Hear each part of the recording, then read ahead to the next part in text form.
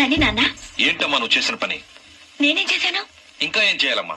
నేను ప్రేమగా సారి పంపిస్తే తిరిగి పంపించేస్తావా? నీకు పంపిన వాటిలో ఏమైనా తక్కువ ఉంటే నాకు చెప్పాలి గాని అలా తిరిగి పంపించేయడం ఏంటి? ఏదీ తక్కువ కాలేదు నాన్న. కావాల్సినవన్నీ ఉన్నాయి, కానీ ఉండకూడదు కూడా ఒకటి ఉంది. ఏంటమ్మా అది? ప్రతి వస్తువు మీద నా పేరు. అందులో తప్పేముంది? నాన్న, ఎప్పుడైతే నేను ఇంట్లో కోడలిగా అడుగు పెట్టానో అప్పుడే వీళ్లలో మనిషిని అయిపోయాను. మీరు పంపిన వస్తువులు ఇక్కడుంటే అవి చూసినప్పుడల్లా వాటి మీద నా పేరు కనపడి ఇది నీది అని గుర్తు చేసి నన్ను పరాయిదాన్ని చేస్తాయి. అది కాదమ్మా. ఇంకేమీ చెప్పకండి నాన్న. పాలలాంటి ఇంట్లో నన్ను పంచదారలా కలిసిపోనివ్వండి.